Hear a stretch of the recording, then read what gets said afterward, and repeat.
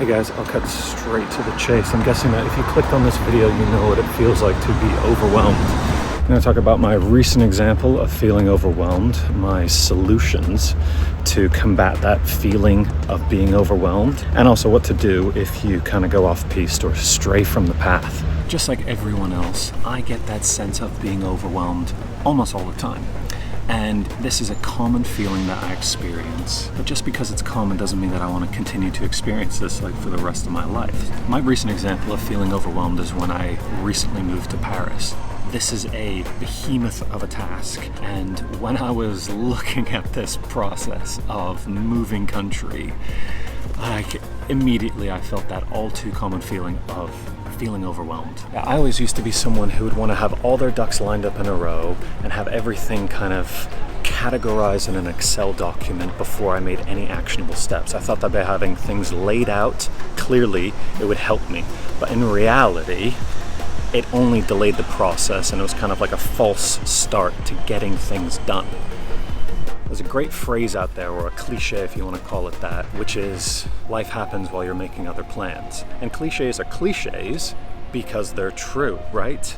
I would often assume by having all my ducks lined up in a row, it would help me. But the reality, or at least what I do now, is I kind of go with the flow. What I can almost hear you guys saying on the other side of the camera here right now is like, great, cool, I've heard go with the flow, heard that all before. But I guess what I'm really getting to the point at is only work on what's immediately in front of you. I heard a great phrase the other day, and it kind of synopsized what I'm talking about right now, which is you can drive from LA to New York at nighttime, and all you need is the headlights in front of you, meaning all you need to see in a grand journey is the next 200 yards in front of you, only what your immediate vicinity is around you. So I'll take this opportunity to describe some of my background. I'm from California, and I moved an incredible amount in my life. I think when I look back at the amount of homes I've lived in, tallies up to somewhere around 30 or 40 homes. So I'm used to moving around, but it is something that causes a lot of stress, anxiety, and that feeling of being overwhelmed. I've recently, moved to Paris, and that's where I felt this all too common feeling of being overwhelmed again. And so instead of having all my ducks lined up in a row, what I do now is to kind of move in phases. I guess what I really mean about phases is to have this mentality of constantly having momentum, constantly moving forward. I know what you're thinking because I've thought it too.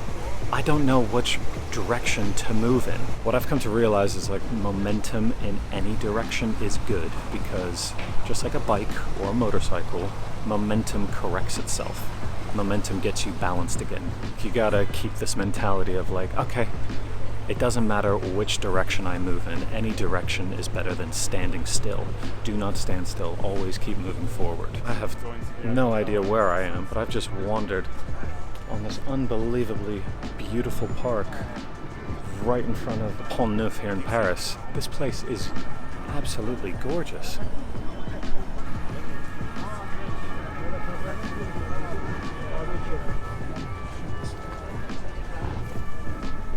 Alright, back to what I was saying.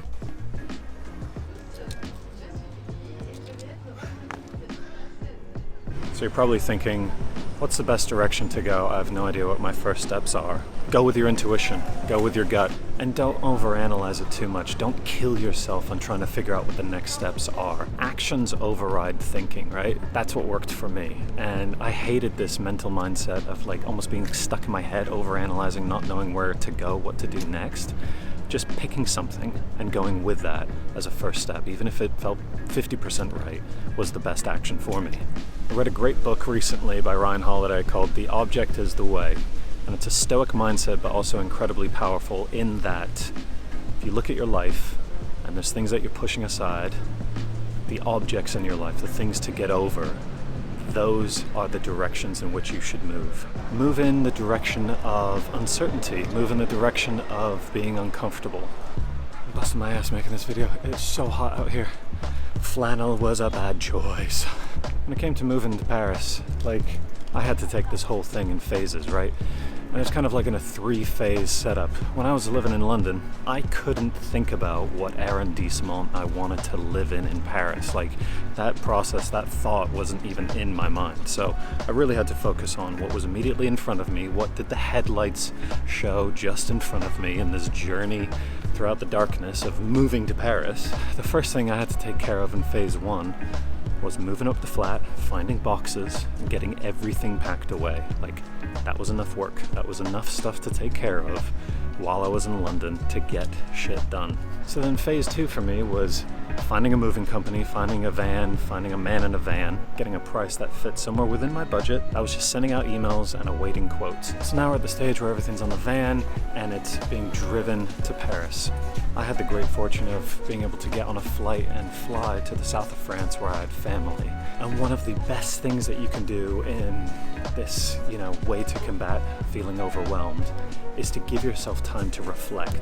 Reflection, or taking time to be almost like bored or thinking about your life, what you've just achieved, what you need to do next, is vital to this entire process. And for me, I want to engineer my days so that I have more days of reflecting or moments in the day of reflecting. So yeah, on days where I work out, it's in the mornings when I'm running with no music or just the instrumental music in my headphones. And this is what allows me to get into that meditative like state, that feeling of, hitting the pavement and letting your body take the reins on your day-to-day activities. That's when I start to connect the dots in my life. The other ways where I'm building like reflection time into my more habitual day-to-day is to curate boredom. Instead of distracting myself on Instagram or social media, I'm now giving myself space to let my mind wander. Like, I've been so distracted by my cell phone, been so distracted by social media, and I find that whenever I journal or whenever I take space to collect my thoughts, it always ends up with me knowing what direction I need to move in. The best place to curate boredom is to get out in nature. These gorgeous places that surround you of like beauty everywhere. I mean, I can't believe where I'm at right now. This place is absolutely stunning.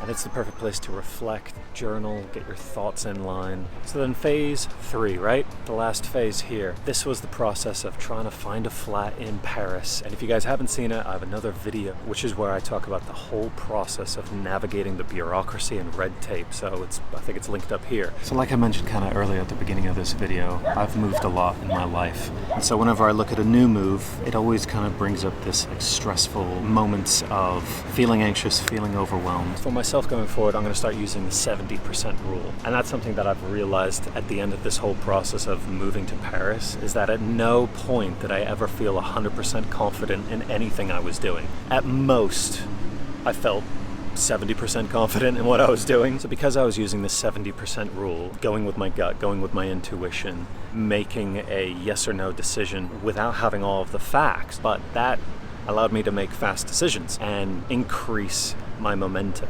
And so if I did go down a wrong path, or if I did make the wrong decision, I would find out very quickly, and I could course correct and come back to a position of strength and making better decisions faster. I think what I want to do is use this place as a channel to offer helpful tips navigating life, how to be more confident in your decisions. And since I've been here, I love communicating with you guys, people commenting on the videos. I love it. Please keep it up. Even just have the little idea of building an audience. I love the feedback, and I just want to use this place as a way to communicate with everyone. And you'll see me in the comments. Yeah, I'd love to use this channel as a place for positivity. Thanks for watching, and I will see you in the comments.